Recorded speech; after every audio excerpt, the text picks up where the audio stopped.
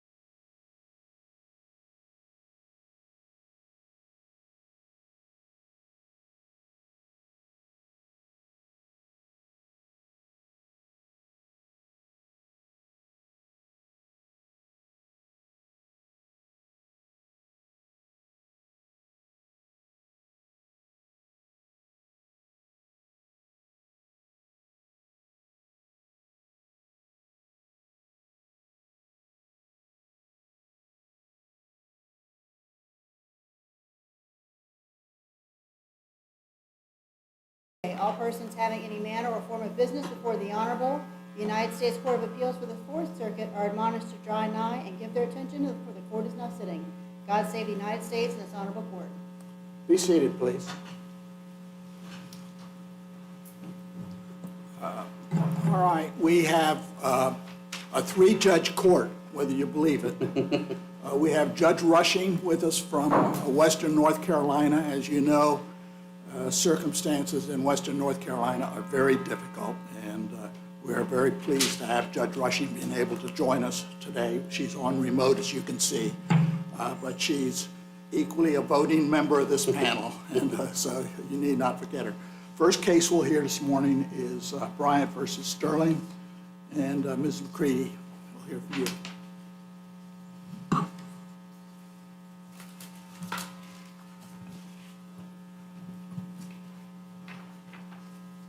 Good morning, Your Honors. May it please the court. The district court applied the wrong standard of review to the question of whether Bryant's execution violates the Eighth Amendment under Atkins. In state court, Bryant sought to amend a pending Atkins petition to clarify that his diagnosis was not intellectual disability disorder, but fetal alcohol spectrum disorder, FASD, but to maintain that his execution would still violate the Eighth Amendment under Atkins and Hall. The state court refused to hear that claim, instead issuing an anomalous procedural ruling. The district court was correct that the state court's decision barring Bryant's proposed amendment did not rest on adequate and independent state grounds, and therefore doesn't preclude the federal courts from hearing the claim or issuing relief. Can I ask you just a clarifying question? I know that you're definitely saying the state ground isn't adequate. I will say, I confess in reading your brief, it's not super clear to me if you're saying it's independent or if you're not saying it's independent, because the discussion of independence, as I recall, happens in the section where we're talking about whether it was on the merits or not. So are you making an independent argument or just an adequate argument in terms of the state procedural bar? Yes, Your Honor, the state procedural ruling was neither adequate nor independent. And the district court ruled in our favor on independence, making clear that the state procedural rule rested on federal grounds. So in order for a state... Wait, okay, so you think it was, but the district court also said it was on the merits, right? That's right. Which you don't think it was. Exactly. So just if I do the Venn diagram, the district court thought not independent and on the merits, so epidefference applies. Your view is the district court was right that it was not independent, but the district court was wrong that it was on the merits, ergo, you somehow get neither procedural default nor epidefference here. Exactly, Your Honor, and that's because these are two very different standards, two different tests for whether a state court ruling is independent of federal law and whether it's an adjudication on the merits under AEDPA. For independence, it doesn't matter whether the state court ruling is completely dependent on federal law, resting primarily on federal law, or just influenced by federal law.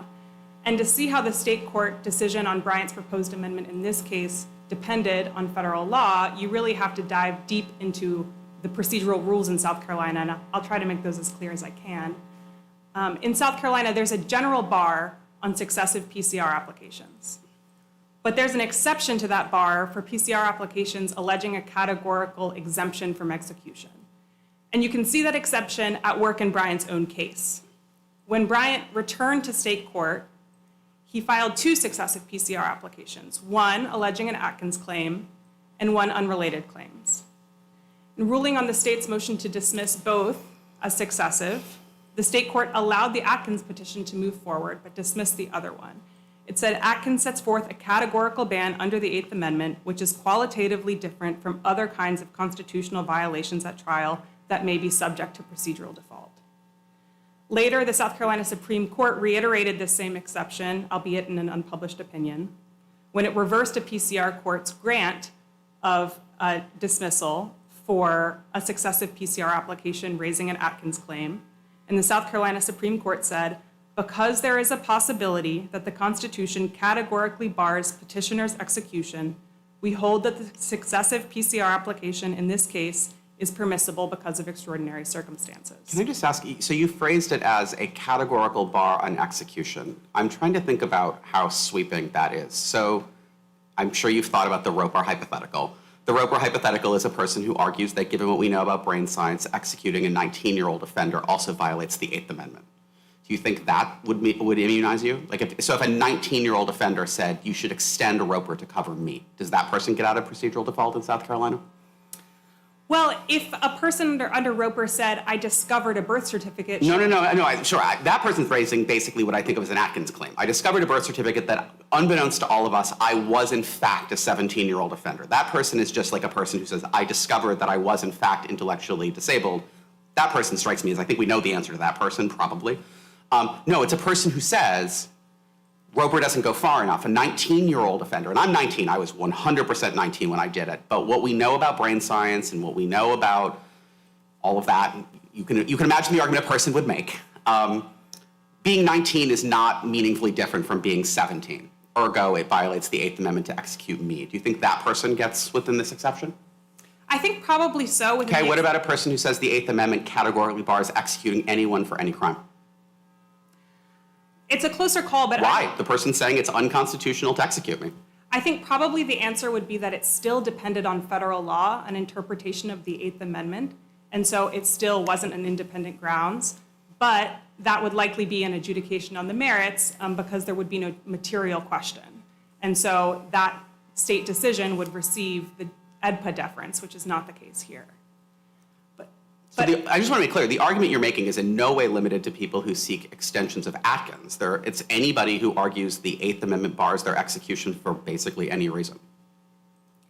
Well, I think so on the procedural default question. It's a different answer, of course, under EDPA. But that's because the state has created this exception to its rule barring successive PCR applications, essentially prioritizing accuracy in Eighth Amendment claims over finality and allowing these successive PCR petitions to continue. But why can't you read them as saying something more modest? Like that would fit the facts of this case pretty clearly, of saying the people who've been involved to raise, so every sort of Eighth Amendment question essentially presents two questions, right? What's the legal rule? And is the legal rule satisfied here, right? Those are basically the two questions in all of these cases. And so what this case and other cases let go forward is, in cases where we know the legal rule is you cannot execute a person with intellectual disabilities, because Atkins says that, and another Supreme Court decision says that. Like in Roper, the legal rule is you can't execute an offender who is under the age of 18. And the only dispute now is whether I satisfy that legal rule. We will make an exception to procedural default for those situations because otherwise, the Supreme Court has said it violates the Eighth Amendment to execute an intellectually disabled person, and we're going to find out if this person's intellectually disabled before we execute them. It's another thing to say you should create a new legal rule, and then I should win under that new legal rule. And you could read what the South Carolina courts have done in this and other cases as saying, we're not going to give you an exception to procedural default to argue for a new legal rule, which is what your client is doing here. Why isn't that a perfectly sensible way to make sense of what they've said? Sure, I'd say even under that reading of the state procedural rule and the exception, Bryant still met it. His claim was that even though his diagnosis was FASD instead of intellectual disability disorder, he still meets the Atkins criteria and is still exempt from Atkins under that principle of law. So that's what the PCR court actually adjudicated. The PCR court rejected the request to amend the application to add the FASD claim, but did actually adjudicate, is Mr. Bryant intellectually disabled, whether that's because of FASD or other things. And that's what you did not seek review of in the state Supreme Court. Isn't that right? Your Honor, I would say the PCR court adjudicated the question of whether Mr. Bryant was diagnosed with intellectual disability disorder, whether he had that specific medical condition. I read the PCR court saying he may have a FASD, he may have other impairments, but whatever they are, they don't rise to the level of intellectual disability under Atkins. It said you may have FASD, you may have brain impairment, but you don't have the diagnosis of intellectual disability disorder. And so it said again and again that it considered the only question to be whether Mr. Bryant had that diagnosis. Our contention is that, and just to be clear, we're not reviewing that, right? The only question before us is the denial of the amendment, because that's what you sought review of. and that you then brought to the district court. Right. Mr. Bryant's claim is that Hall makes clear that the legal determination of intellectual disability is distinct from the medical diagnosis. And if afforded a hearing in the district court, he'll show that even though his diagnosis is different, he can still meet the criteria under Atkins because the legal determination is separate. Now, I thought in the PCR court you said, I already have an Atkins claim. I want to bring, an extension of Hall and Atkins, a separate new claim that says executing someone with FASD violates the Eighth Amendment. In your reply brief here, you seem to be blending those and saying, no, really, that's just an Atkins claim all along. We're saying Atkins covers what he's arguing. But the PCR court saw you arguing two very different things under the Eighth Amendment. Your Honor, his proposed amendment was changing the facts of his allegations, which was his diagnosis of FASD. There are moments, of course, where he says that he is categorically exempt from execution under Atkins, and that's been his claim all along. It's his claim now. If afforded a hearing in the district court, he'll show that he meets the three criteria under Atkins. But the reason that he's not diagnosed with intellectual disability disorder is just because he has IQ scores above the range required for that diagnosis. But his contention is that IQ scores... The PCR court looked beyond just the IQ scores. I mean, I think you're trying to kind of argue against the record here. And I mean, we can all go back and read it for ourselves, but I think you have to accept what the PCR court said about these two distinct arguments and what your client said about these two distinct arguments in the state court. Your Honor, the PCR court made clear that it considered the only question to be whether he was diagnosed with intellectual disability disorder. It said, for example, the court previously heard applicant's request to amend his application to include an Atkins-like claim based on FASD evidence. The court denied the motion, specifically set out that the only evidence of the specific condition of intellectual disability would be received and considered. And it said this again and again, before the hearing, during the hearing, after the hearing, that it considered the only question to be the specific diagnosis of intellectual disability disorder. We know under the law that there's a distinction between a medical diagnosis and a legal determination of intellectual disability. Bryant's contention is that he doesn't have the medical diagnosis, but his diagnosis is identical and still meets the legal definition. But that strikes me as an argument that the PCR court adjudicated his Atkins claim incorrectly, maybe even contrary to and an unreasonable application of clearly established law. But that's not an argument that the PCR court didn't adjudicate the Atkins claim. It's the argument that they adjudicated it wrong. But as Judge Rushing said, I don't think we have before us a petition for habeas review on the grounds that the state court got the... And of course, the problem, I'm not saying I'm unsympathetic, but like the problem is if you framed your claim that way, you'd run straight into AEDPA deference, right? Because the district court clearly adjudicated an Atkins claim. Maybe they did it super wrong, but they clearly did it. So you'd be stuck under 2254 at that point, I think pretty unambiguously. But the problem is if you're not stuck under... So this strikes me as an argument the state court got the Atkins claim wrong, not that the state court didn't adjudicate that. It didn't adjudicate an FASD claim through the lens of Atkins. Your Honor, two things. First of all, on the 2254D question, this court has made clear that the standard to determine whether a claim was adjudicated on the merits is whether it received a full and fair adjudication on a materially complete record. And again, we think this is where the district court went wrong and the only ruling we're seeking from this court at this time. The question of 2254D deference was not briefed or argued before the district court, and it didn't apply this court's clear holdings that a materially complete record is required for an adjudication on the merits under 2254D. So can I ask you, before you sit down, there's just one implication of your argument that just keeps rattling around in my brain. Do you think, I understand that South Carolina has let people raise belated Atkins claims. Is there any reason why federal law requires South Carolina to do that? Or could South Carolina simply, because I mean, after all, it's not like this defendant and some of these other defendants, I mean, they were generally sentenced before Atkins. They can't claim, oh my gosh, I had no idea the Supreme Court was gonna say you can't execute intellectually disabled offenders. Atkins was quite a ways in the rearview mirror at this point, right? So what if the South Carolina Supreme Court had said, What are you talking about? Atkins was on the books at the time of your trial. If you wanted to raise an Atkins claim, you needed to raise it at trial, at sentencing, on direct appeal.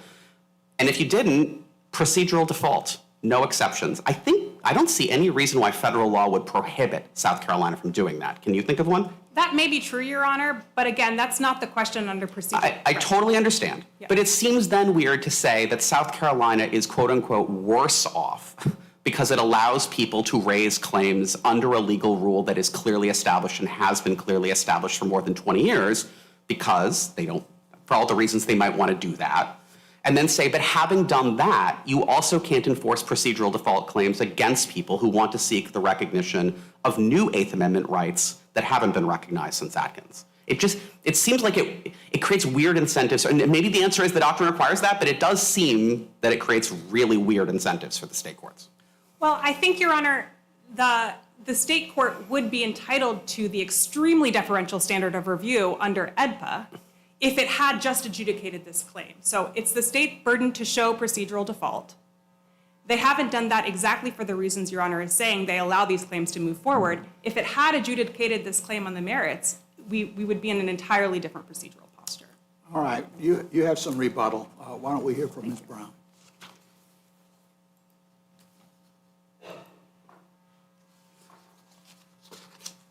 Good morning, and may it please the court. The district court struggled a little bit with the procedural default here, and that's really the question that the certificate addresses. The district court found arguable that the state PCR court's determination maybe embraced Atkins more than the district court thought was appropriate, but what we are suggesting and what we've argued, both the district court and now here, is the district court misapprehended the way that the state court really utilized Atkins in denying the motion. Now, it's very important, I think, to recall that this is a successive action. Mr. Bryant pled guilty, as Judge Heitens had mentioned, after Atkins. Atkins was available. There was some testimony during sentencing that Mr. Bryant did not meet the qualifications for intellectual disability, then called mental retardation. That was definitely available. It was available in 2011, obviously, when he had full PCR with counsel, funding, evidentiary hearing arguments. And it was available in 2016, but this amendment was not raised, attempted amendment was not raised until May of 2018.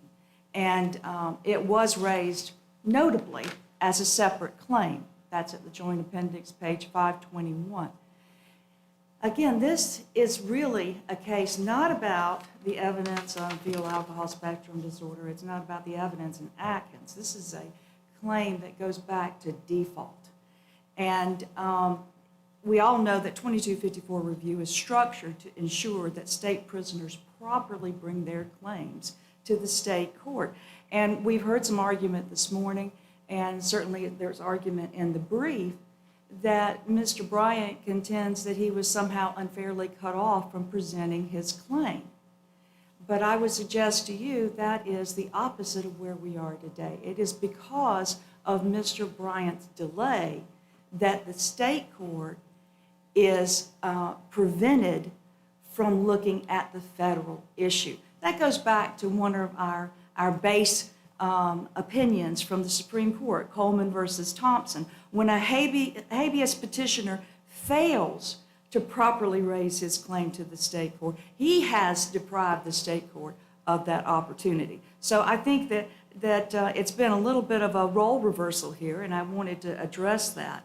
And Coleman also explains the importance of procedural rules. These are guideposts for timely and fair disposition. Sure, of but federal what Coleman said, Coleman is a case about the deference that federal courts owe to regularly applied, consistent state procedural rules, and I totally agree with you. And for what's noteworthy, I think if it is procedurally defaulted, he'd have to meet cause and prejudice, and there's nothing in the briefs that suggests he can meet cause and prejudice. So it really feels like the ballgame is whether it's adequate.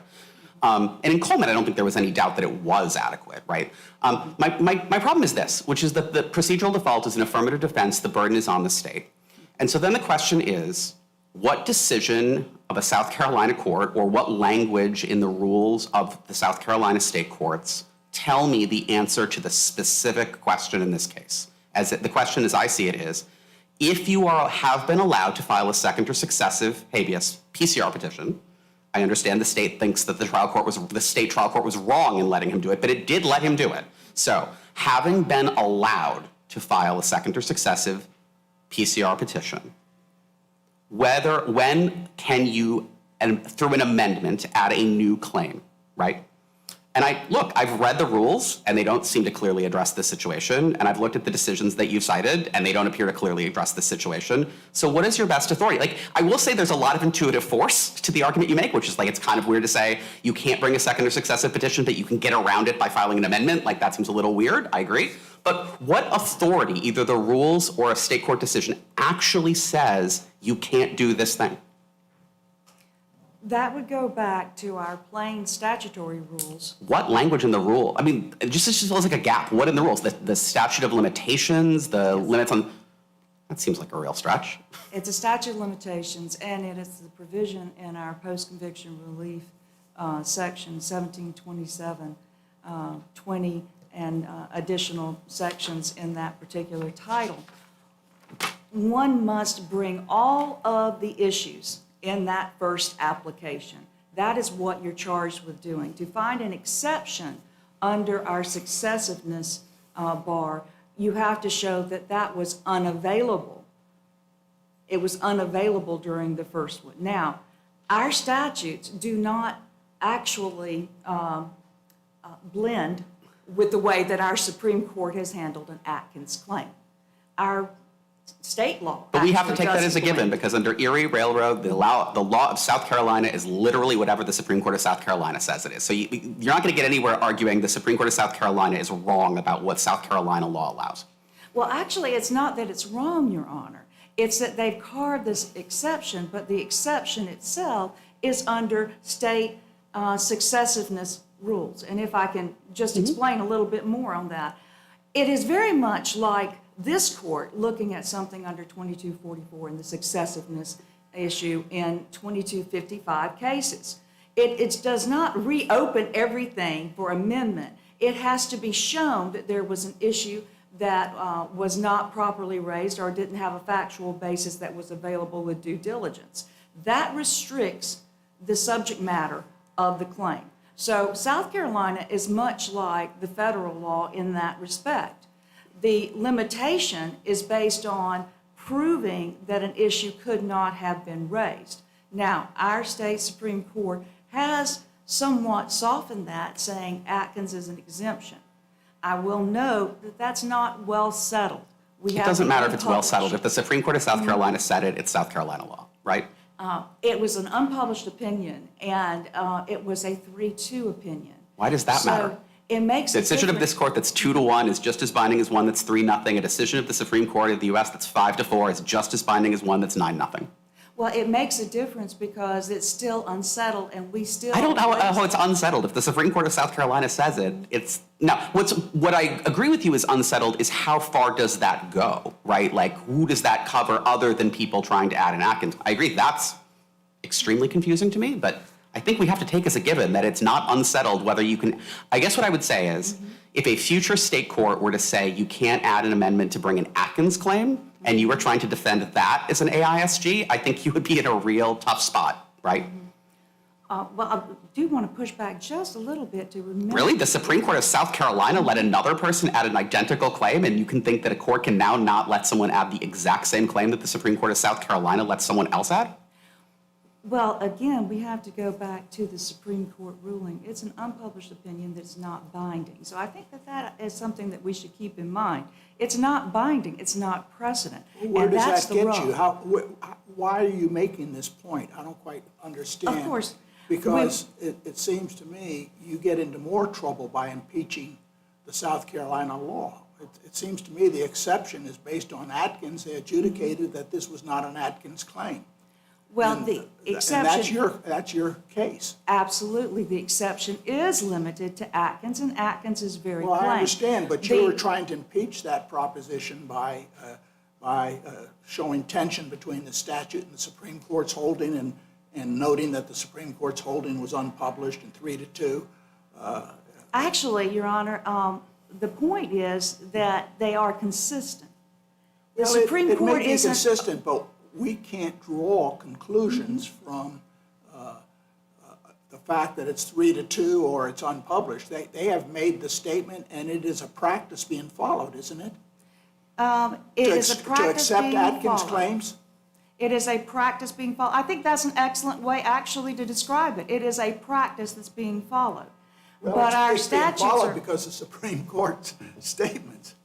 and our statute still suggests, and it is controlling, that that limitation on successiveness will prevent the additional amendments. And that's sort of the Well, your point. point is the state can decide the scope of its exception. Absolutely. And that's It what can. and they have decided the scope of their exception. And limited to that. And I think that is an excellent point because it goes back to the PCR court's ruling too. There were other issues that were brought up, and there were actually two 2016 successive PCR applications that were presented. And the issues that were not Atkins were not allowed in that successive action. So again, we have the statute that limits successiveness. We have the opinion that says Atkins itself those issues may be raised. And what we have in conjunction there is one issue can be heard. And that's why the fetal alcohol spectrum disorder claim was not allowed.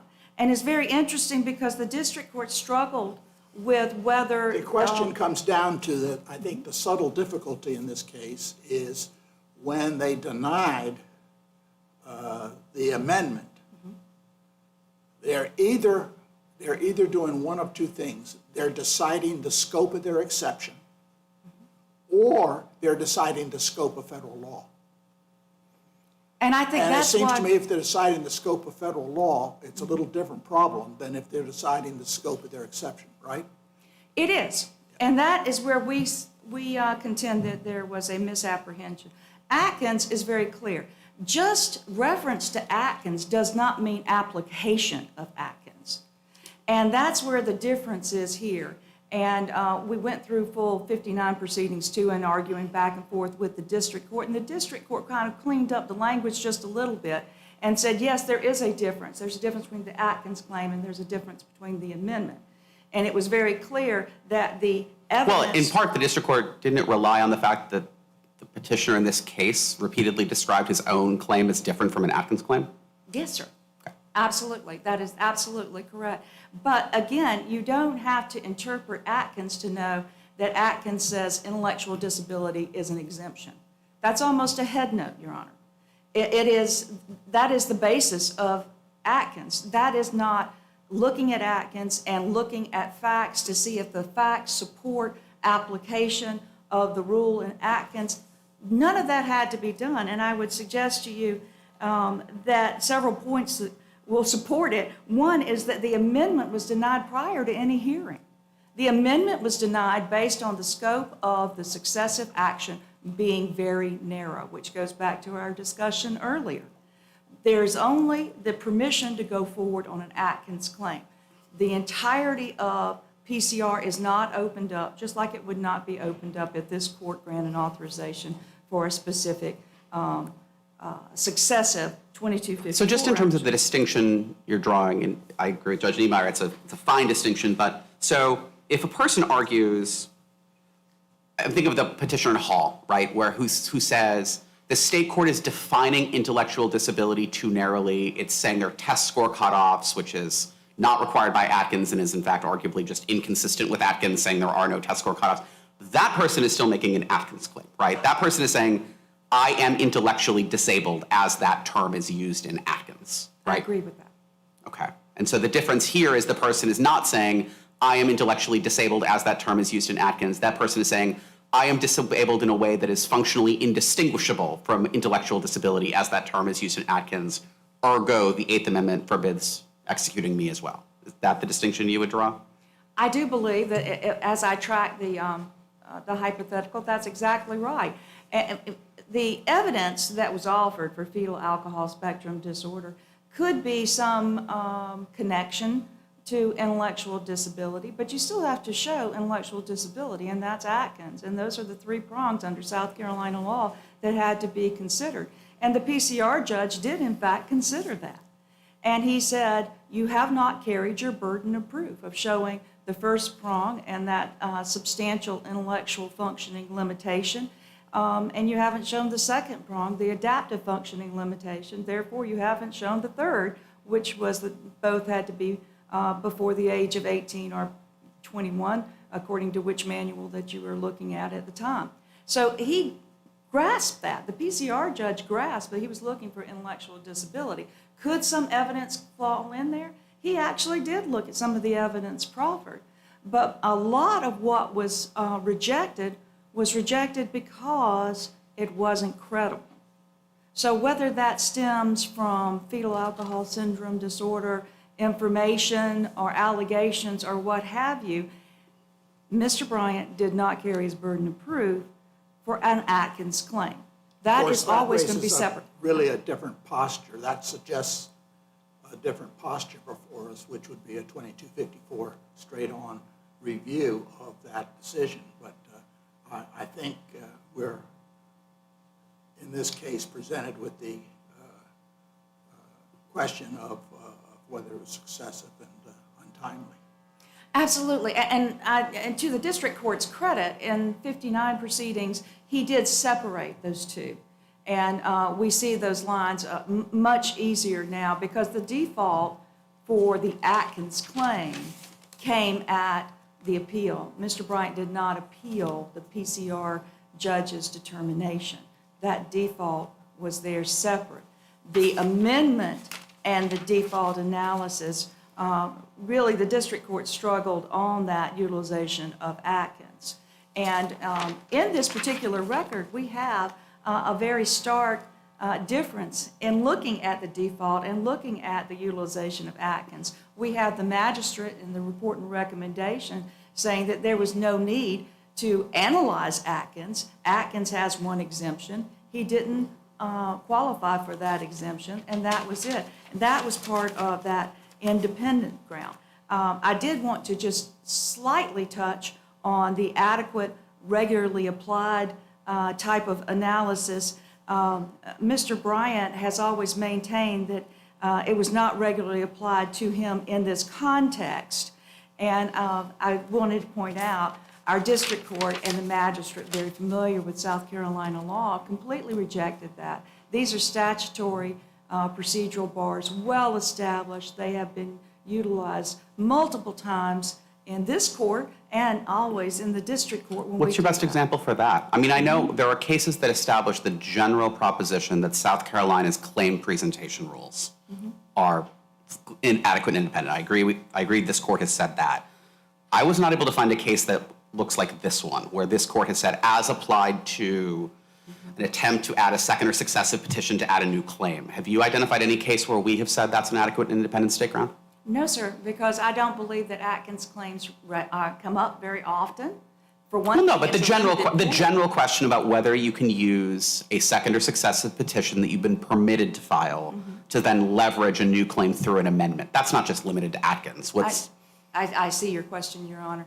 But again, successiveness in and of itself has to be defined, and that has to be allowed. So we're going back to the jurisdiction of the PCR court to go forward on any particular issue. Sure. Can I ask you, you've mentioned the magistrate judge and the district court judge. They decided these cases on different grounds, right? One of them said it is an adequate and independent state ground, so it's procedurally defaulted and there's no cause and prejudice. That's what the magistrate judge said. The district court judge said it's not procedurally defaulted, but it was an adjudication on the merits and he loses under AEDPA. Those are pretty different grounds of deciding a case. I assume your first order preference is that we say that one of those two is correct. Which one of those do you think is correct? Well, I think we have to also look at the order denying the Rule 59 because the judge did separate a bit from his findings in the original order. But overall, the judge still agreed with respondents and granted our motion for summary judgment. Right, but on what grounds? On what grounds do you think we should affirm that judgment? Well, I think you can do it two ways. I'm asking you which one you think we should do it based on. I believe that. If you were writing the opinion, which one would you do? I believe that we should go with what the magistrate said. I think that that was the correct way to look at the default analysis, and it was the correct way to look at regularly applied adequate rules and the independence. I believe that that was sufficient. But, Your Honor, I did want to mention that 2254 itself says that a federal court can always deny relief.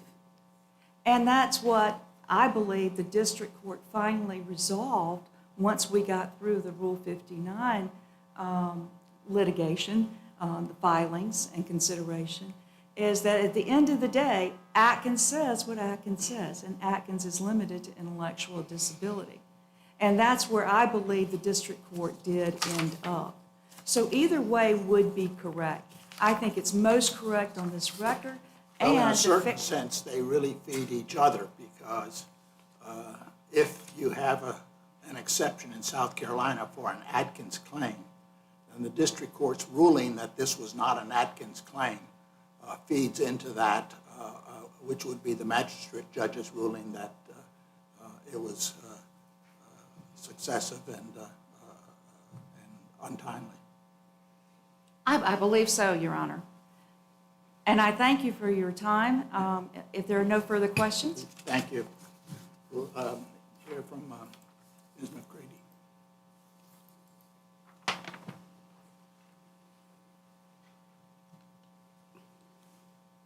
Thank you. Judge Niemeyer, I'd like to start by picking up on one of your questions, which was pointing out that the state court decision barring the amendment was doing one of two things, either deciding the scope of the state court exception or deciding a question of federal law.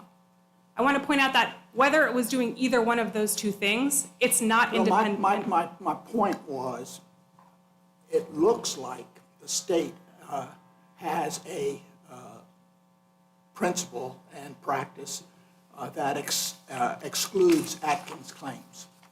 Now, if the state court totally misconstrued the scope of Atkins, the Supreme Court had said clearly that an Atkins claim includes fetal syndrome disorder. It seems to me that's a different question. It understands Atkins, and the question is, it understood Atkins to relate to intellectual disability and allowed the exception based on that scope. So in one sense, it is dicey. I mean, I understand your point. The question is, was this decision a decision on the scope of the exception, in which case there would be a default? But if it was based on an erroneous interpretation of the scope of Atkins under federal law, then we have another proposition, don't we? Well, I think either way, it's not an adequate and independent state grounds, because Well, even the if first way it is, because the statute, and setting aside these questions about how clear it is, but the statute seems to say, statute in the Supreme Court of South Carolina seemed to say that we do not permit successive except if it's an Atkins claim. Sure. And then they say this is an Atkins claim, therefore it is successive and untimely. And that's, no, that can be adjudicated, and they did that. But now the question is, there was an amendment which tried to add the fetal syndrome, and that is beyond the scope of what they understood Atkins to mean, and probably what Atkins says on its face. That's the argument you're making. That Well, maybe not. I don't know. But that's one facet of the argument, the independence prong. Our point is that even if it was a decision on the bounds of the exemption, that's not adequate. And that's because it's the state's burden of proof to show that a state rule is strictly or regularly applied. And so if this was a state decision, that moving forward, a claim like Bryant's can't fit this exemption, that might be fine moving forward. But it's not an independent state ground in Bryant's case. And that's because it's the state's burden to show that the rule was consistently and regularly applied at the time to a litigant in the analogous procedural posture. How do we square that with the Supreme Court's more recent cases that say, because the strictly enforced and regular applied language tends to be in opinions that are at this point kind of old. And there have been 2 Supreme Court decisions at least about ADPO recently that said just because it's discretionary, just because there's discretionary application, and actually one of them says just because you can show that it's arguably applied inconsistently sometimes, that doesn't prevent it from being adequate. You're nodding, you know the case I'm talking about. How do I square it with that? How do I square what you're saying with those cases? Well, our argument isn't that the PCR court had discretion to hear the amended claim or not. Our argument is just that the rule was not established. And I think the state... Whereas in like, for example, the California cases, the rule is you have to do it in a timely fashion, and we're adjudicating what timely means in individual situations. Sure, and there may be a safety valve and there may be discretion, but here, the state even agrees the rule under South Carolina law is not settled. When the state says this was decided by a narrow majority, this was decided in an unpublished opinion, the point is that we don't know exactly what the bounds of this rule are. And that's enough to answer the adequacy question. The other thing that we agree on with the state... I thought that it was rejected as successive under a state rule that is very clear and has long been followed. And there may be some new exception for Atkins that's emerging to this rule, but the rule and the reason that the amendment was denied was that successive petitions and untimely petitions are not allowed. Now, we can argue over whether South Carolina is making an exception and how big that exception is going to be and all that, but that's a little bit different than the rule that barred this claim from going forward. I see my time's expired. May I answer your Go question? ahead, please. Sure. The rule, the exception is part of the rule in the sense that even in Bryant's own case, you can see that he's allowed to file this successive PCR petition that would otherwise violate the general bar and petitions. Except the rule doesn't make the exception. The exception is, it's not statutorily included, is it? No, but as Judge Hyten Okay. points out, we look to how the state courts apply these rules in Well, practice. I know, but then you're in a catch-22 because how they apply it, you can look as to how they apply it. Anyway, I think we understand that you know this raises a little bit of a murky question, and we very much appreciate your argument on that. Thank you, Your Honor. We'll come down and greet counsel and then proceed on to the next case.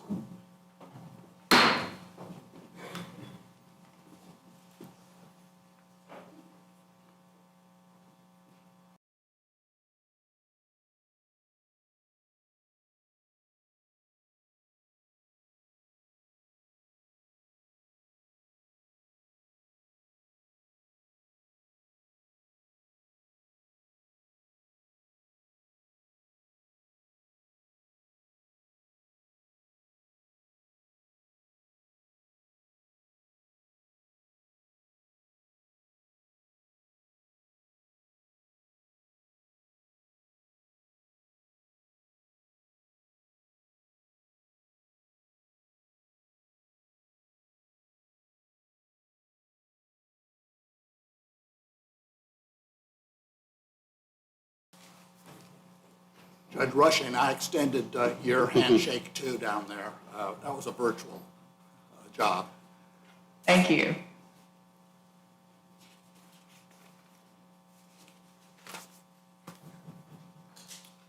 The next case we're going to hear this morning is United States versus Gaspar.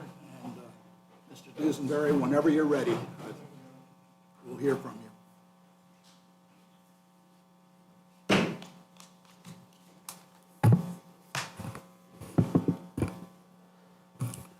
May it please the court. Our contention that the district court's sentence of 188 months in Mr. Gaspar's case was procedurally unreasonable was not because the district court failed to explain the sentence. It was because the court's explanation was flawed. It was inadequate. It was inadequate because it failed to take into account perhaps the most salient, non-frivolous fact of mitigation in the entire case, which is that Mr. Gaspar only became a part of this conspiracy because he was through coercion and duress by Mr. Moran. And I understand, Your Honor, that at some point in my argument, I will need to at least allude to information contained in the pre-sentence report. I don't necessarily need to discuss it in detail, but I do need to at least make reference to the fact that it exists and the information was available to the district judges prior to the sentencing process. So I was advised that it would be wise to notify the court in advance that was the case. So, Just sort of as a general matter, it seems to me the privilege is yours because this pre-sentence report often contains information that maybe should not be public, but it seems to me if you choose to make it public understood. To advance an argument, I don't see a problem with that, although my colleagues might, I don't know. I do appreciate that, Your Honor. Thank you. So,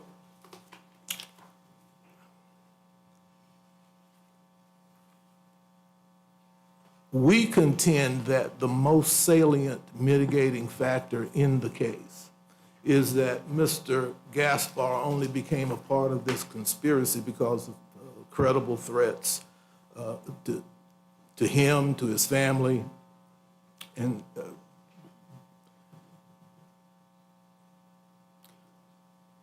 while it's true that Mr. Gaspar approached Moran about the idea of helping his father, the matter arose entirely because of Gaspar's conversation with his father, that dad, who was in Mexico, who ran a restaurant in Mexico, was being harassed by Mexican cartel members. He, along with other shopkeepers in the area, were forced to pay tribute. Wanted to see if his son could do something to, well, he mentioned it to his son. His son talked to, approach Mr. Moran about it, mentioned it to Mr. Moran, and left that conversation. Moran said he would look into it, or he actually said he would take care of it. Mr. Gaspar left that conversation undoubtedly thinking that he'd done everything he could do to help his dad. The point was that Gaspar's reason for approaching Moran in the first instance had nothing to do with the desire to establish any kind of an ongoing relationship with him, nothing to do about working for him or with him, and it certainly had nothing to do with Gaspar having an interest in working as a drug associate with Mr. Let me tell you what I hear your argument, and I understand the point you're making, but during sentencing, this whole idea of why he got into drugs again was fully explained by you, basically talking about the threat to his father and extortion rising out of that, right? That's correct. Right. Yes. And in order to mitigate with respect to that, he actually wanted to cooperate. But then he explained to the court, or you explained to the court, why he wasn't, because of the high risk. Then the court later, when sentencing, saying, well, I understand that risk, what we're talking about, but that risk is countered a little bit by the fact that Gaspar had been in drugs earlier in his life. So it wasn't totally pure. It wasn't totally an idea that he had just gotten into it. That's what I thought took the court's message to be. And so it seems to me that dialogue, there were two dialogues going on. One as to why he got involved, and the second is because methamphetamine isn't always, was this meth? Yeah, it was not always tested for ice, and the court recognized that. And so the minimum guideline range was 324 months, and based on those ideas, the court went down to 188 months. Yes. Now, where have I gone wrong on that? You've not gone wrong at any point, Your Honor, except that the The length of the sentence, I think, is an independent question from whether the process used by the district court in arriving at that ultimate sentence was procedurally reasonable. The test, as I understand it, is that the court must, as part of its duty to subject the parties' arguments to rigorous adversarial testing and so forth, it must indicate in its findings, in its announcement of the sentence that it reached and its rationale for doing so, that it considered every non-frivolous argument in mitigation of the sentence. Well, I thought you just agreed with me. It considered the two main ones that you're arguing about, or the main one you're arguing about as to why he got involved in drugs because of his father. And the second reason that the court expressly moved, was because of the practice of not always testing Purity. for ice.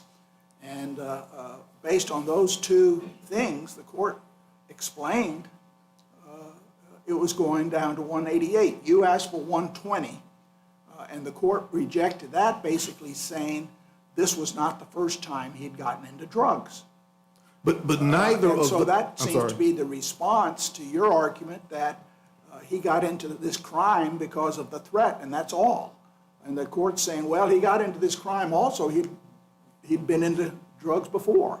So that is a form of dialogue. You may not agree with it, but I have a hard time understanding where the court went wrong in doing that. Your Honor, our position was not that he, because of his prior experience in drugs, this was somehow something new for him. Our point was that, but for the coercive tactics of Mr. Moran, but for the constant reminders after Moran makes a phone call to somebody in Mexico and all of a sudden the harassment of Mr. Gaspar's father stops, Mr. Moran... You made that argument to the court in quite some detail, right? We did, but Yeah. but the court did not indicate in its findings that it gave any consideration to the coercion aspect of the mitigation argument. Can I ask you the two places that strikes me as the strongest argument that the court did? So Judge Niemeyer alluded to it, but there's this statement towards the end of the sentencing hearing where the district court is sort of wrapping up and says that Mr. Gaspar's, quote, involvement with drugs long before the events that happened in 2022. Now, I agree, you could interpret that two ways, but why isn't one way to interpret that as an implicit rejection of the argument that this was only because he was coerced? And like, I only did this, I never would have done this if I hadn't been coerced. And then the court says, except that you were doing stuff like this before that. Why isn't that at least possibly understood as a rejection, at least of the full force of the argument that he only did this because someone coerced him to? Your Honor, I think that question rests on a flawed premise, which is that what he was doing before bore any meaningful resemblance to what he was called upon to do. But that's an argument the district court was wrong, substantively. Not that the district court didn't give you a reason, it's that you don't think the reason the district court gave is a good one. No, I think that what I'm saying is that what he had done before, right, which was a fraction involved, the largest quantity I believe he'd been involved with was something like less than 8 grams of powdered cocaine. Nothing on the order of magnitude of multi-kilograms of pure meth. Absolutely. Because of that vast difference, that qualitative difference, that quantitative difference essentially amounted to a qualitative difference. He'd never demonstrated a capacity to have access to that kind of drugs, much less a propensity to deal with it. But again, this all strikes me as an argument not about what the district court said, it's about whether the district court should have reached the conclusion that it did. And then can I ask you the other question? So the other question is, so you had two main arguments, right? One was the ICE issue and one was the coercion issue, right? Yeah. Those are broadly the two arguments. Yeah. And I think I've done the guidelines calculation. Do you agree that if we remove the ICE issue, that gets the bottom of his guideline range down to 210 months, I do. which means the sentence the district court gave him is below the guideline range, even if we accept your position on the ICE issue, right? Yes. Okay, so the district court did go below what, like, assuming that you win the ICE issue, the district court still went below what his guideline, which it had to do based on something, right? Your Honor, I want to make sure I understand what the court is alluding to with the description, the ICE issue. Yeah. Because it was really not an issue. The district court pretty much took that out of our hands. Sure. And that would disparity. reduce the guidelines range, that would have Yes. reduced the bottom to 210, and Yes. the ultimate sentence is lower than that even, right? That's correct. Okay, That's and so correct. that had to have been based on something, right? I mean, other than It including, was- up to including, I just did. Well, in fact, I think the district court gave us some guidance in that regard because toward the end, and I don't have the page number right in front of me, but the court indicated that the matters that were discussed at the bench I read that to say that was influential in the courts going further from 210 down to 180. And then trying to be Well, dealt. that was part of the same thing. At the bench conference was the risk. He would have cooperated, but he was faced with this risk, this duress, this gang effort possibly that could retaliate against his father. That's what he was alluding to, is why he didn't cooperate, right? And that's right. And that was what I understood to be the district court's reason for going from 210 to 188. But, which is another way of saying it had nothing to do with my argument about Mr. Gaspar having been coerced as an initial matter. Because if we look back at the record, the sequence of events were such that when Gaspar talks to Moran makes a phone call, the threats stop. Moran then approaches Gaspar and says, I've done a favor for you. I need you to do a favor for me. Well, that was the point. That was the implicit threat, because Gaspar knew he was dealing with someone he knew that if Moran had the clout with the Mexican cartel, that a phone call could make these threats that his father was experiencing disappear. If he told him no, a phone call could create problems for his father, for his family, and for himself. Okay. I see my time is up. Yeah. You have some rebuttal left, Mr. Duesenberg. Okay, Mr. Pryor.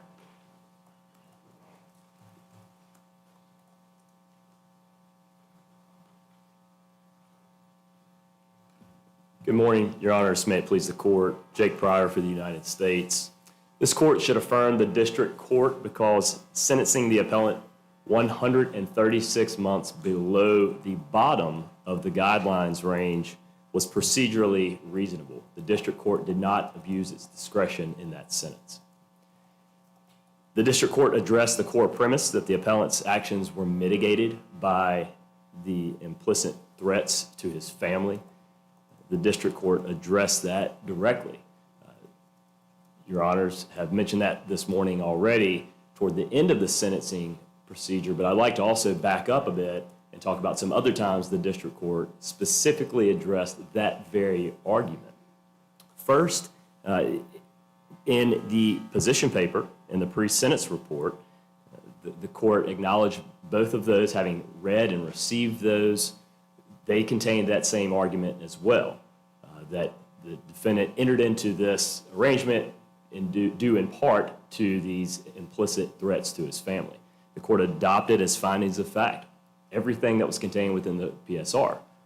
One of those things was a very lengthy explanation by the defendant in the acceptance of responsibility section in paragraph 23 of the PSR that went to this very issue.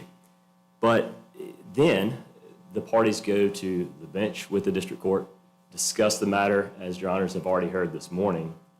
The court later referenced that as far as considering that. This is the part where the court says, we had a bench conference and I considered the things that were said at the bench conference. That's what you're referring to? Yes, Your Honor, on two different occasions. And so the first occasion, I'm not sure that we've addressed that yet in the opening remarks here. What that was essentially the court saying, I've considered the 3553A factors, and she specifically made reference to the history and characteristics of the appellant and the nature and circumstances of the offense. specifically named those out in addition to invoking Section 3553A generally. But then she drilled in again, even more specifically, to address the family safety issue discussed at the bench. So that's Joint Appendix 143 through 145, and particularly at 145 on the family safety issue. So I don't think we've addressed that then, as the court has addressed at the end of the sentencing hearing and very near toward the end of the sentencing hearing. That's when she goes again. The district court again makes reference to what was said at the bench, and what your honors have brought up already, emphasize that it took what was said at the bench into account.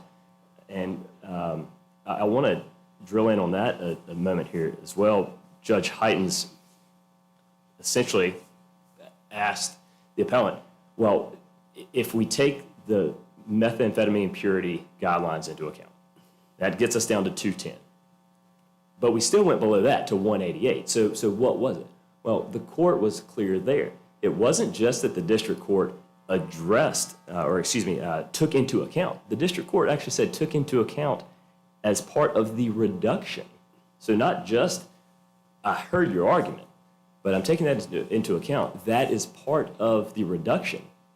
So I am buying into what you're saying about this family safety issue having been at least a part of what induced you to enter into this arrangement. However, that is undercut by your history involving drugs. So it's a matter of degree.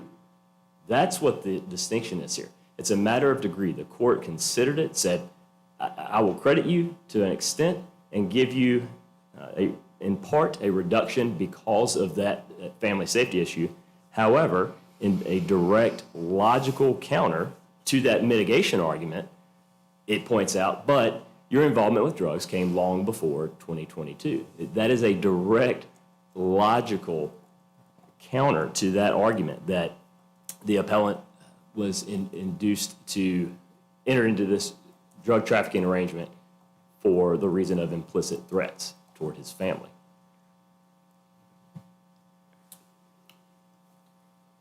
Anything further?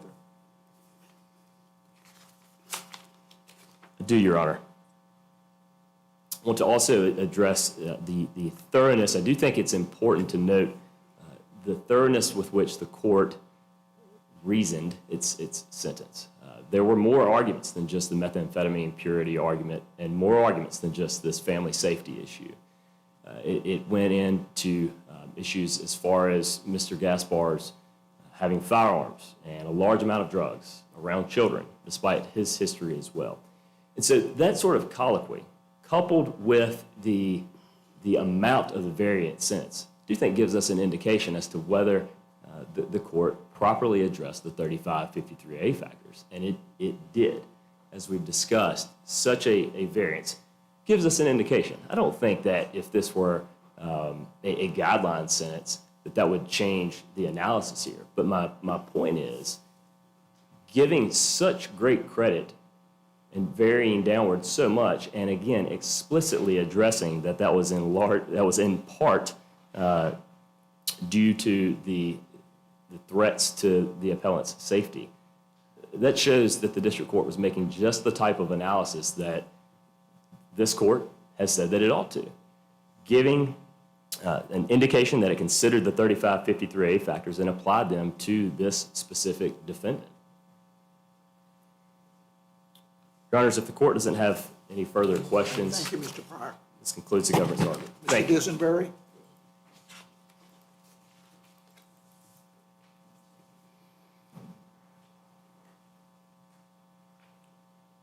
Your Honors, I would maintain that if one were to read the district court's reasoning associated with the announcement of its sentence from start to finish, you would never have any sense that coercion played any role in the court's analysis, factored in any way into the court's reasoning. Yeah, you agree, don't you, that the test that the Supreme Court's given us is that we should consider all the arguments the good faith arguments or the non-frivolous arguments, consider them such that we can review them on appeal, whether they were appropriate. And if you have a dialogue, a lengthy dialogue at sentencing, and you're going back and forth about a particular factor with counsel, and the district court's pronouncement of the factors on which it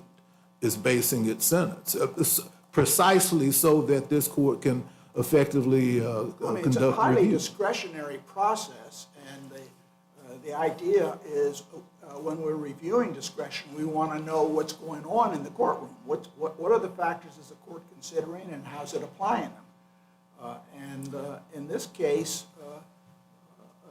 the two main ones, it seems to me, that the court was considering and gave the downward variance was the ICE issue and the duress issue. And I do agree with that, Your Honor, which is, to me, is another way of saying the district court did not factor in the coercion issue. I'm treating coercion and duress as the same.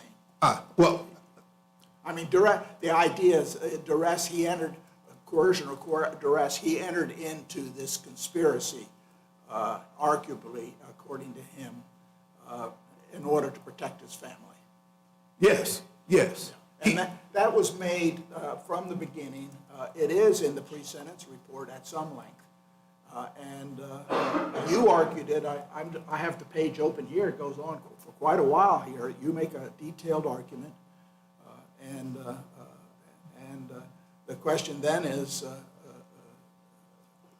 how did the court treat it? But I think the court is making my point, Your Honor, because while it was discussed at some length, and it was reflected in the pre-sentence report in great detail, as counsel indicated in the acceptance of responsibility statement, the district court specifically it prefaced its remarks about a great deal has been made about Mr.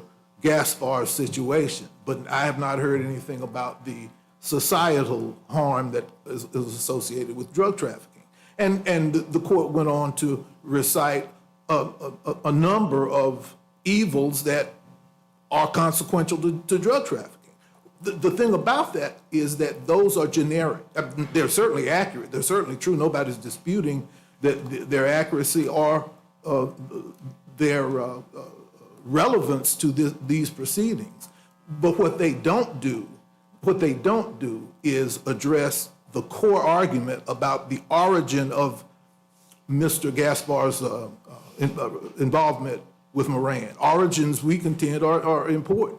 As this court knows, pre-sentence reports routinely devote a great deal of time and space to the origins of the defendant, because the idea is that how an individual, the circumstances under which a person was developed, have at least something to say about the individual that they subsequently became. The same is true with organizations. How this conspiracy, this relationship between Moran and Gaspar came about, I think is critical to the district court's assessment. But, the court does say, and I guess you can argue about what it's saying, but it seems to me in context, it's speaking to your point. It says here, I'm looking at 148, now, Mr. Dusenberry, and let me go back just a minute. I do want you to know that as part of this reduction is due to what you shared with me at the bench. The court did take that into consideration, but I also took into consideration that his involvement with drugs came long before the events that happened in 2022. So the court did take all of that into consideration. Now, that's a pretty comprehensive statement about the fairly lengthy discussion about the circumstances of his criminal conduct in this case. And I guess you want, I'm not sure, I'm having a little difficulty understanding what you wanted the court to have done differently. I understand that I'll answer the court's question. What I would have thought that the court would do and should have done is to give some specific indication as to whether and to what extent she credited the contention that coercion played a I significant think role. she said in part, she is taking it into account. But she didn't take it into full account because she said there were other factors that countered that. But she did give a portion of her reduction, and her reduction was substantial. You agree? Oh, I certainly would agree. I certainly would agree. I mean, you asked for 120, she gave 188, but she started at 324. And that's you did a pretty good job. Well, thank you, Your Honor. But I think my point, as I see my time is running short, is that the fact that we have to speculate as to what the district court specifically was alluding to when she said, I am part of this final reduction is attributable to what was discussed at the bench. What was discussed at the bench really had to do with an attempt at cooperation that didn't bear fruit. It had very little to do, if anything, with how he explained the reason he didn't cooperate was this risk. Or you explained. Well, I did explain that. I think the word you used is the risk. But the point I'm making now, Your Honor, is why he became involved in the first place. The idea being that but for the coercion, none of this, it's at least plausible to believe that none of this would have happened. That's my point. Thank you. Thank you. I'm good. I'm okay. All right, we'll come down and greet counsel and proceed on to the last case.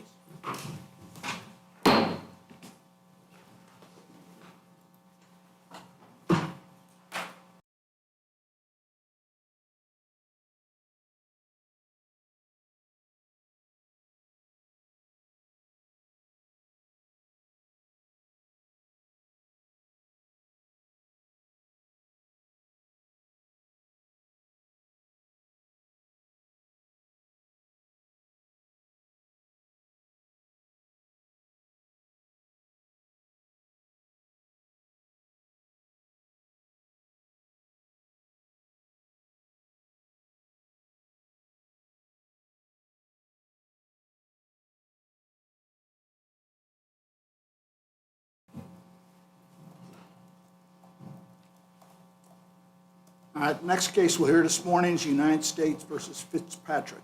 And Mr. Adius, whenever you're ready, we'll hear from you. Good morning. Your Honors, the question at issue in this case is whether the district court abused its discretion in imposing a 17-day time-served sentence on a defendant who not only possessed child pornography, images of prepubescent girls masturbating, but was chiefly the creator and operator of breach forums, which was the largest data breach forum of its kind. Transacted on that website, brokered deals involving millions. Keep your voice up, son.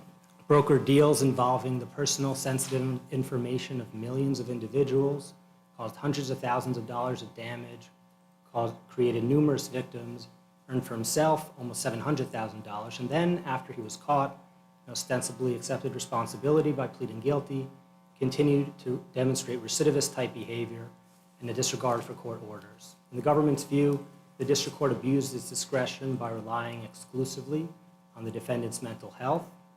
We make that argument with ample support from this court precedent, specifically Zook, as well as Engel, Howard, and George. And as we explained in our brief, we believe that this court can reverse, based on the Zook error alone.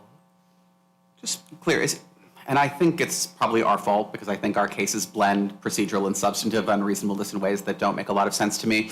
But is your argument that the district court didn't consider the other 3553 factors, or is it the district or gave too much weight to one factor? So our chief argument is that based on Zook and other related cases, this is a Zook claim, that the district court sentenced the defendant with exclusive reliance on his mental health to the exclusion of really a reasoned analysis of the other factors. There's a little bit of procedural proceduralness in that, but at its Right. core. But we've said that. We've Right. nonetheless said that's substantive unreasonableness. That's correct. At its core, this is a Zook challenge. And I guess sort of where the rubber hits the road is that, and this case is similar to Zook in this respect. In Zook, the district court focused almost exclusively on the defendant's mental health. Zook also said that the court gave, quote, passing attention to some of the other factors. So it's not like the court didn't say anything. I think the same is true here. The court gave some passing attention to the other factors. But fundamentally, we think that the district court's reasoning is flawed for a number of reasons. And of course, the overarching claim is that the court relied exclusively on the defendant's mental health. I think one of the great ways of appreciating the scope of the district court's error is to just look at some of the other sentencing factors and see how the district court's sentence accommodates those factors. So if you look at the seriousness of the offense and just punishment, here we have really a double-barreled form of error because the defendant pled guilty, unlike any of the other cases, like Zook, Engel, et cetera, the defendant pled guilty to two different types of crimes, two different types of criminal behavior. From the perspective of child pornography, this court's cases are clear that any child pornography, even simple possession type cases, simple possession, any child pornography offense is serious, and that courts ought to give serious consideration to the need for significant punishment in this arena. With respect to the data breach, the breach forums conduct, If here, I understand the district court correctly, it was not adjusting punishment, basically. It was not determining what was an appropriate punishment. It was basically concluding that this man would get mistreated in prison because of his condition, and therefore he should not serve his time in prison. I think that was the concern expressed, and of course, if that's so, the court hardly addressed all the factors about what the appropriate penalty would have been. that's correct. I mean, the district court made a number of conclusions in the course of sentencing the defendant.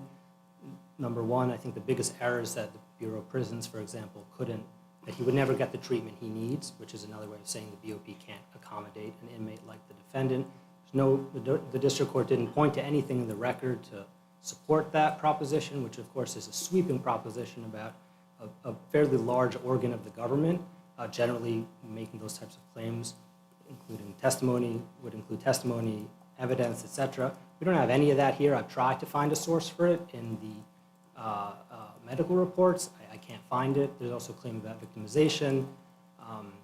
And there's also sort of speculation as to how the defendant, quote unquote, survived these past 2 weeks in the local detention facility. The court made those Well, conclusions. it seems to me that was the only, the guidelines was what, 188 to 235 months or something like that? That's right. And that really wasn't addressed, and there wasn't a variant sentence. The court basically was concerned about putting the man in a context where he would have severe difficulty in surviving or not being subjected to co-prisoner misconduct. I think that was her chief and only reason he sentenced her to time served, 17 days. That's correct, and there was the same concern was at issue in the district court in Zook. The concern there was both his mental health and also that he'd be victimized. This court reversed. I think all of the district court's concerns are tied in to its concern over the defendant's mental health. But you mentioned that this was a variant sentence. The district court explained that, this is why I varied so extensively. As part of this court's review in assessing the sort of legitimacy of a variant sentence, the court, number one, has to look at whether the fact relied on by the district court can bear the weight assigned to it. And also, in assessing a variance of this magnitude, the court looks to the justification. The greater the variance, the more significant the justification should be. So to your point, Judge Niemeyer, the district court barely discussed the basis for its reasons as to why the defendant would be victimized. It speculated that he's only survived in the Alexandria detention facility because he's in a mental health unit. Moments after the defendant had said that he's basically doing just fine there and not even taking any classes, and then quickly pivoted to a sweeping statement that he'd never get the mental health treatment that he needs. Again, there's no source for that proposition, and the defendant hasn't identified any. But overall, the district court's reliance on the defendant's mental health and sort of attendant-related conclusions are basically, the over-reliance comes at the expense of a reasoned analysis of other sentencing factors. One of those I mentioned before was the seriousness of the offense. The other really important factor that really leaps off the pages of this appeal is specific deterrence and public safety. There are indications in this case from the moment the defendant committed the crime, he created breach forums about a month after its predecessor website, Raid Forums, had been taken offline and its founder arrested overseas.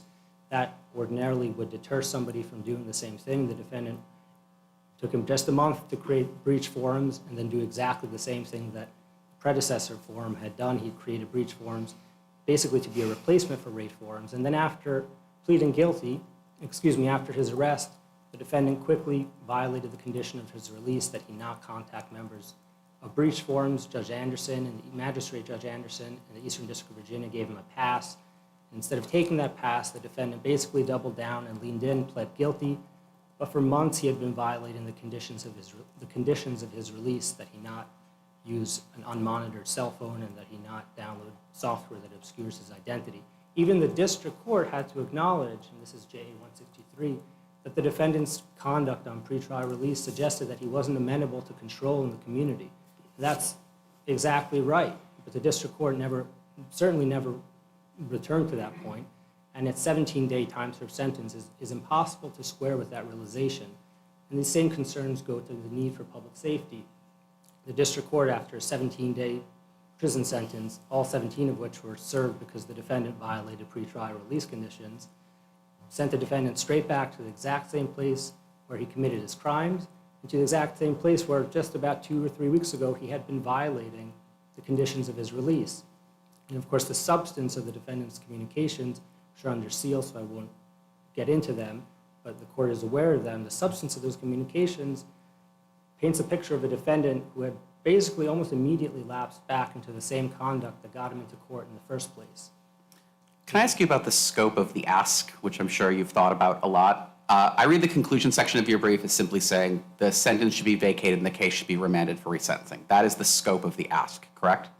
That is correct. I think It is not to direct the district court to impose a particular sentence. It is not to direct the district court to impose a sentence of no less than blank. Well, I think that when a party raises a substantive appeal, a challenge of substantive unreasonableness, inherent in that challenge is what's the least amount that would be substantively reasonable? Well, we're not asking the court to impose a particular sentence, but I think if the court reverses based on Zook, the court will be saying that you cannot sentence this defendant to 17 days in prison. Sure, that the district court could not impose the same sentence. The same sentence and sort of A penumbra around the same sentence? Anything around that sentence. And I think that's the upshot of this court's substantive reasonableness cases, to take the other side of the scale. This court in Howard found a life sentence substantively unreasonable. So that meant that the district court couldn't go back and layer it on with procedure and just say a few more words. You're right, you can't get to the same bottom line result. That's exactly right. You can't get the same bottom line Seems to result. me, if we were to send it back, we would have to base that on an abuse of discretion. And the question comes, the bottom guidelines is 188 months. And the court decides, okay, I'm going to go through all the factors and sentence him to 1 year. Would you come back? Your Honor, I can't answer that question. I know you can't, because these are the types of questions that, on discretion, you keep drawing the lines. Is it 1 year? Is it 6 months? Is it 10 years? Or, Sure. What is it? The conduct was very serious, and I think the court recognized that. The misconduct. Yes, the criminal conduct was extremely serious, and the violations of pretrial release were extremely serious and consistent and repeated. And sort But I'm prompted by Judge Hyden's question, which I hadn't really thought of before right now. But how do we mandate, or should we mandate, some instructions about the exercise of discretion. Right, so in the district court, the government asked for a bottom of the guideline sentence, that's 188 months. We asked for that because we thought. Sure, but you wouldn't have appealed. That doesn't- If the district court had varied downward 10%, you would not have appealed. I think we could- That's exactly right, and just because the district court doesn't give the sentence we ask for doesn't mean it's abused its discretion. I think the magnitude of the variance here is so in your face, so Well, extreme. that's not the issue. The issue is should or, I think it's a legitimate question. I mean, vacate and remand is really what you're asking for, but the question is should there be, or how do you give an instruction with respect to discretion in these circumstances? The discretion is committed to the district court, and we review for abuse. Now, maybe the best thing is to do exactly what you say, just remand and let the judge assess again with different factors, and we'll see what happens. Right, so I don't think the court needs to give the district court a certain number, but I think in the course Not of a an certain opinion. number, but maybe some instruction. Absolutely. In the course of an opinion reversing on substantive unreasonableness, the court generally explains which factors were overlooked or not accommodated by the sentence. So in this case, the most salient factors are seriousness of the offense, just punishment, specific deterrence, and public safety. And then, of course, there's the overarching concern for general deterrence, both for child pornography offenders and also for cyber criminals and the types of people that frequent forums like breach forums. Those are all factors that are not accommodated by the sentence. We don't think, almost as an objective matter, that you can take those factors into consideration and come up with a sentence that's anywhere near 17 days. That doesn't mean the court has to give a number, but I think properly instructed, the court, and I think this is the upshot of most decisions where the court reverses for substantive unreasonableness, the court doesn't give a number. The court explains, as in George, this sentence doesn't accommodate these concerns, these sentencing concerns. Do it again, and generally district Do you courts get the recall message. what we did in Zook? In Zook, the court reversed and remanded. It didn't give a particular sentence. It didn't mandate a particular sentence, but it said that this sentence that the district court imposed, which there was 26 months time served, failed to account for, I think, the seriousness of the offense, just punishment, respect for the law, and maybe one other factor. And those are the factors that the court focused on. Thank you. Thank you. All right, we'll hear from Mr. Frisch. Your Honors, good morning. For Mr. Fitzpatrick, I'm Andrew Frisch. I'm accompanied at counsel's table by my co-counsel, Peter Katz. And I want to start maybe in reverse logical order, given the court's questions thus far, and go to the rest of my argument after. Should the court remand? I'm going to be arguing why the court should not do that. I would suggest the court should do what it did in Provence, at least one case, the name of which I remember, but other cases, which is better explain yourself. You have a couple of paragraphs about your reasoning for the sentence, but it's not clear to us. You know, if the court went through all the motions, explained, I mean, this is a quite serious conduct we have here. It's the largest scale operation of its kind ever, and the court explained all this and mitigated somehow, and then said 17 days remains appropriate. Doesn't that present a substantive problem? No. First of all, I think the first step Because is the argument is that it's substantive, mainly substantive, not procedural. Procedural would be to explain, but the procedural aspect is the court really focused, I think, in my view, taking the whole record as a whole, the court was prompted mainly by this man's physical condition, not to sentence him to jail. And as a consequence, it did not explain how it satisfied removing the man from criminal conduct, deterrence, punishment, and so forth. But if it's substantive, I don't believe the court could do the same thing again, could it? Well, let me answer the question by making two maybe buckets of arguments. The first of which is that there's this overlap, as His Honor noted, between procedural and substantive reasonableness. And so the first thing this court would need to do is understand precisely what she was saying. She gave her reasonings in a few paragraphs. I'll come to that in a second. But I think before the court decides whether something is substantively unreasonable or reasonable, I think the district court should have an opportunity to explain why, a more fulsome discussion of why she was exercising discretion as she did. She explained why, and it seems to me, I don't know what more she could say to understand her. I know exactly why, because she said why. And there's two things she said, Judge. She just didn't say about the mental health, though I'll talk about that in a second. She also said, and these are her words, I'm reading from the appendix 173, my concern is taking a 21-year-old young man who is probably closer to a 16 or 17-year-old in terms of actual maturity. Let's forget the mental health part of this for a second. She imposed sentence at the time the Sentencing Commission was considering, and has since enacted, its directive about how to treat youthful offenders in an appropriate case. And that's not necessarily new law, it's a new approach, but before the guidelines were made to be advisory as opposed to mandatory, a court could consider things like youthfulness in deciding to give a non-heartland sentence. So I disagree with the government that this is only about mental health. I also think the court should not be wading in here as to the court's view as to whether or not the Bureau of Prisons can accommodate someone like Mr. Fitzpatrick, which I think is relevant to this. Because if you have someone with his condition, and we know the Bureau of Prisons cannot deal with it, and we know the so Bureau... what is the evidence in the... So that was a sweeping statement by the district court judge.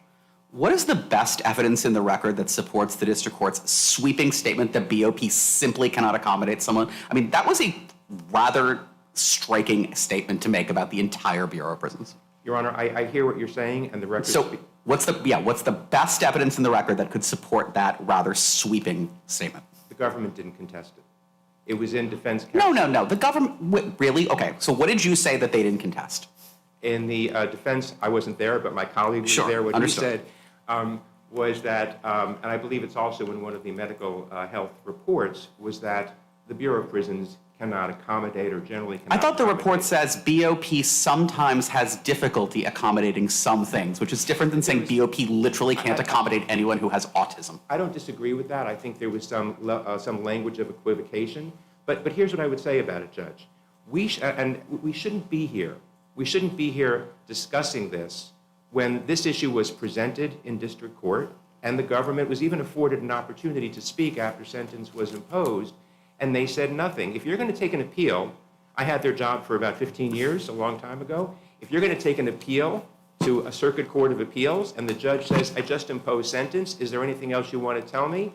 That's the time to speak. I think, Your Honor, this court should not be in the position of looking at the record and saying what supports that when my colleague didn't make it an issue in district court. My view, as a defense lawyer, and I'm a bit older than my colleague, so I've been around a bit longer, is that I think a district judge can take judicial notice. But the fact that BOP is incapable of providing mental health treatment to people with autism, you think you can take judicial notice of that fact? I believe that. That seems insane to me, with all due respect. I believe it, but if it's not judicial notice, I think it's something that on remand, if that happens in this case, that can be established. It's not a secret that the Bureau of Prisons is an agency in crisis, even as to dealing with mentally sound inmates, even with the most simple things around the country. That's why there's just bipartisan agreement across... What's the evidence of the BOP being in crisis? Beg your pardon? What's the evidence of that? It wasn't addressed on the record. It's certainly been addressed in the public forum, in the authorities that I cited, the articles, the press. I think that, and again, I understand what your concerns are about the lack of evidence of that in the record, but I submit in answer to Your Honor's question that it's common knowledge that the Bureau of Prisons is an agency in crisis, and district judges and defense practitioners, In what at least, respect? in all respects, they do not deal with mental health issues only in the periphery and only in a way that would be inadequate for Mr. Fitzpatrick. If the court remands it, I hope that you don't do it, but if you do, I'll prove that on remand. They simply do not have the capacity to deal with significant mental health issues, period. Doesn't mean you don't put someone in with mental health. If it's someone like Zook who committed that kind of crime, some crime shifts the balance, but not here.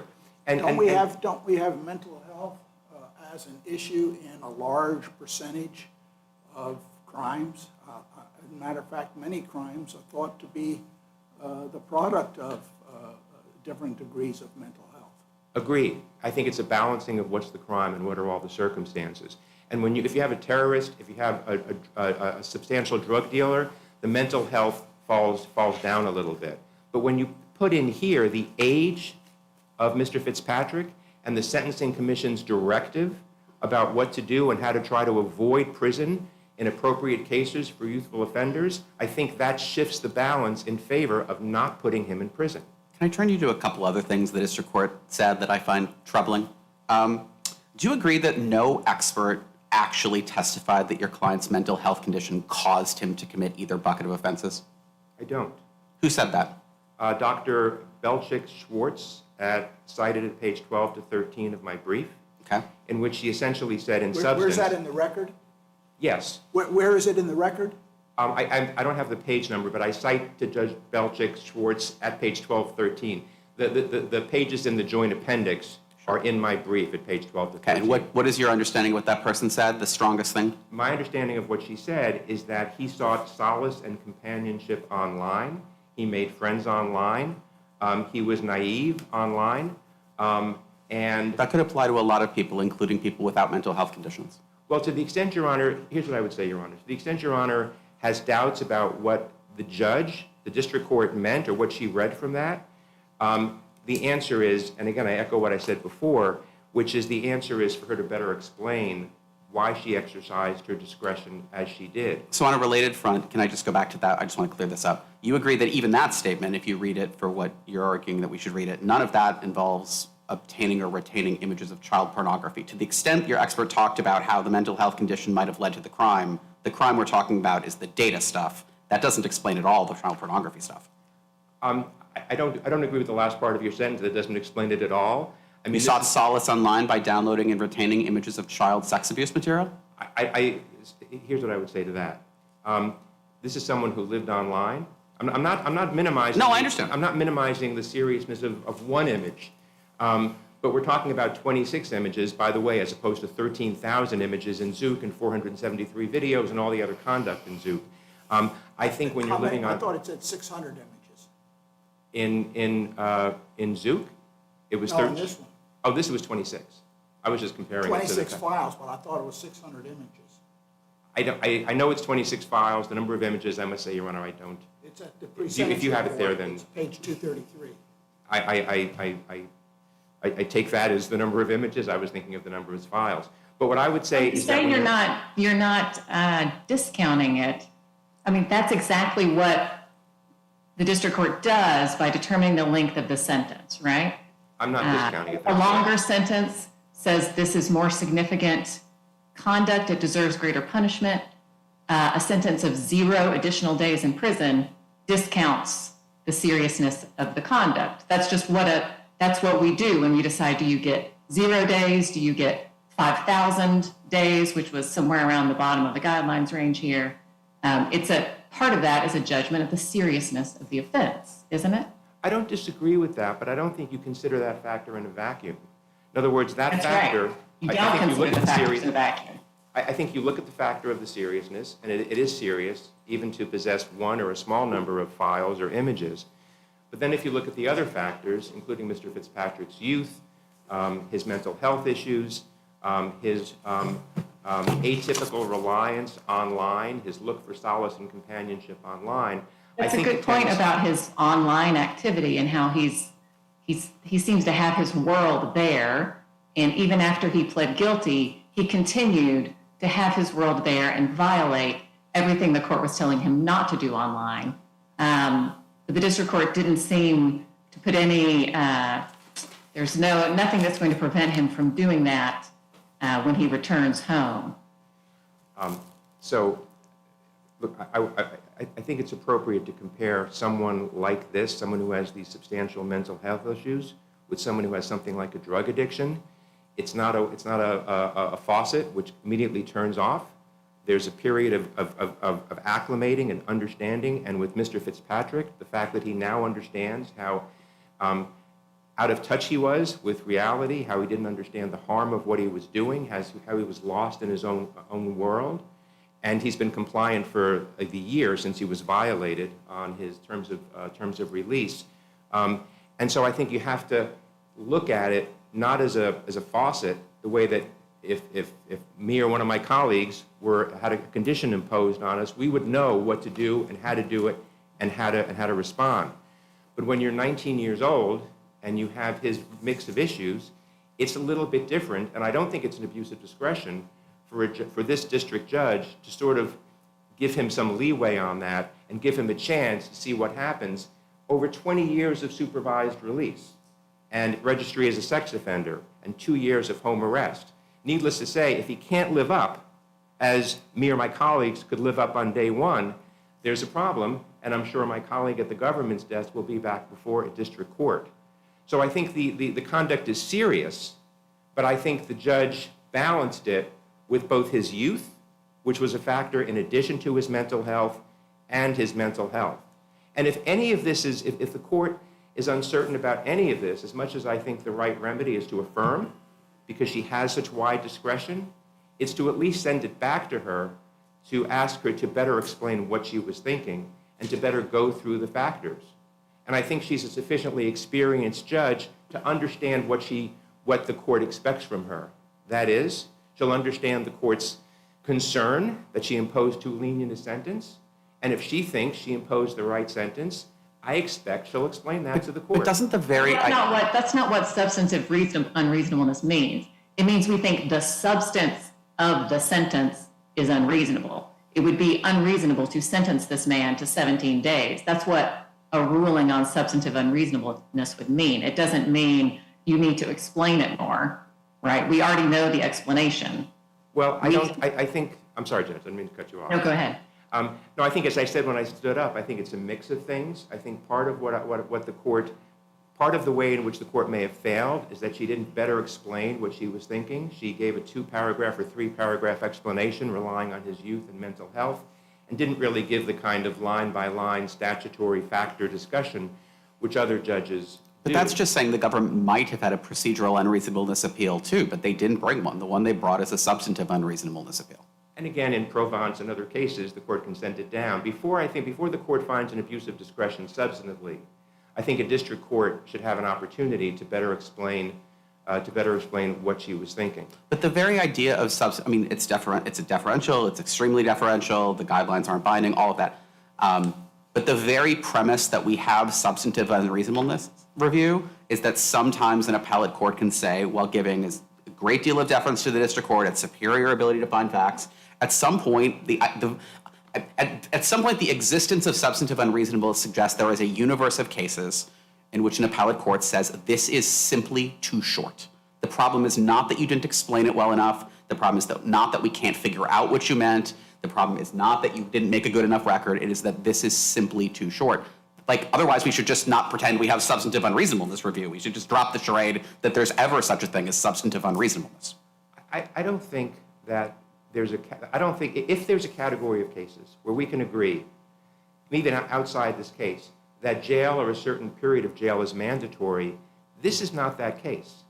And this is so unlike Zook, where the crime was so depraved, not just the number of images and the number of videos, but Zook was directing a 16-year-old to sadistically abuse a 5-year-old, and was talking to the 16-year-old an hour a day, and was making arrangements to meet the 5-year-old. Well, sure, but Zook is a case in which we said a sentence of, I believe, 22 months was substantively unreasonable. Here, what we'd be saying is that a sentence of 17 days is substantive. I mean, the difference between 17 days and 22 months is also pretty big.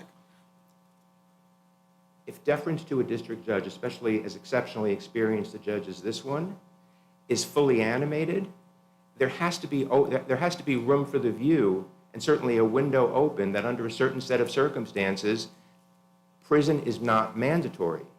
Otherwise, Sure, I can think of any number of crimes in which you could easily say prison is not mandatory. But under these circumstances, And I understand that, as I said The before, it's a sentencing terrorism. guidelines recommends a minimum of 188 months imprisonment. And so we start with the fact that the Sentencing Commission addressing this thought that the crime is worth 188 months, at least, maybe more. And all of sentencing is discretionary. So the sentencing guidelines were established before and now exist in tandem with the Sentencing Commission's most recent pronouncement about youthful offenders, which expressly say, find a way if you can, and I understand there's going to be disagreement about whether this is that case or not, but find a way if you can not to put someone in prison if they're young, given the way the brain develops and all of that. And when you factor in the mental health issues and the fact that he's conceptually an adolescent, it takes it out of the kind of case where we could all, where a broad swath of the community could understand that must be prison, like in Zook, which was as depraved conduct as there could be, or a substantial drug dealer, or a terrorist, or name your crime, murder for hire. This is a serious crime. This is also It's two, I mean, it's two different sets of serious crimes, right? fair enough. It's Like, serious crime. not all plural. people who do data breaches do child pornography, and not all people who do child pornography do massive data breaches. It's serious crimes, plural. He's a kid. He's 21 years old, or 22 now. He committed the crime when he was 19 and 20 and had the mentality and was conceptualized as a 16 or 17-year-old. Maybe his mother was prejudiced. She saw him as more like a 14-year-old. Those are factors that militate against putting this kid in prison. And so I understand the court's concern about the manner in which the court, the word she used to describe her sentence. It's on the record. It speaks for itself. We can debate about what she should have done or should have said or not said, but there it is.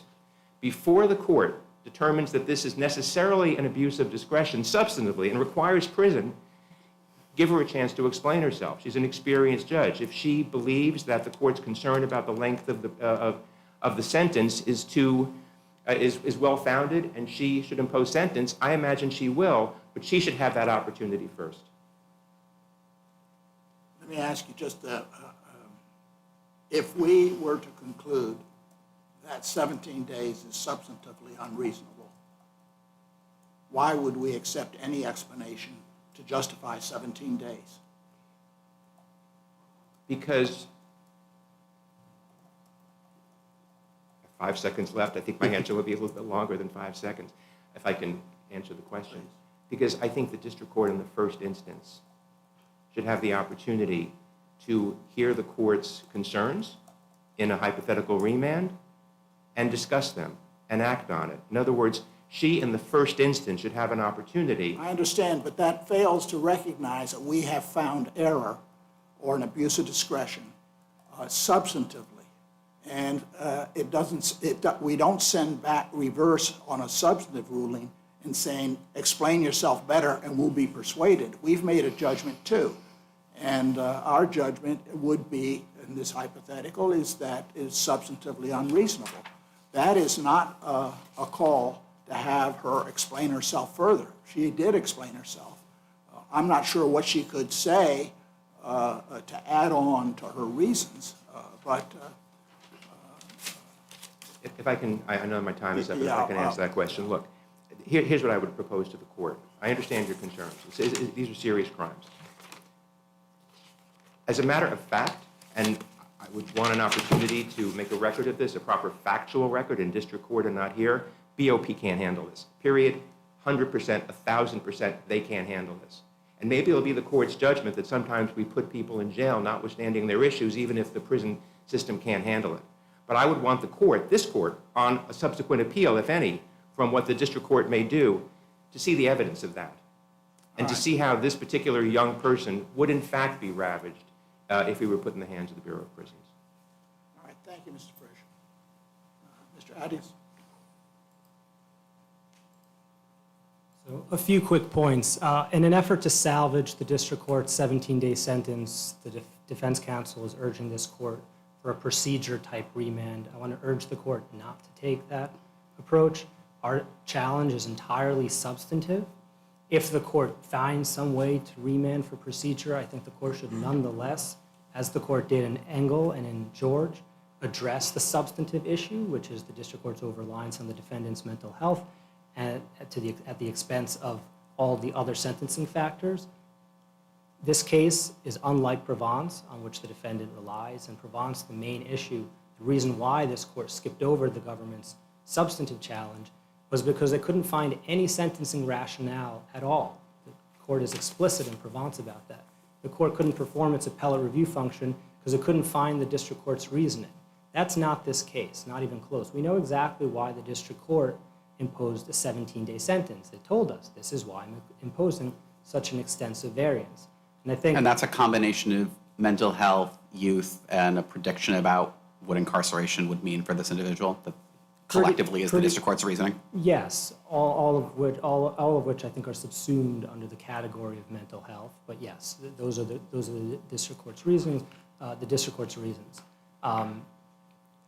I think the panel is attuned to this, but and I said this before, we don't think a 17-day sentence or any sentence near 17 days is going to become substantively reasonable if a judge just says more words about it.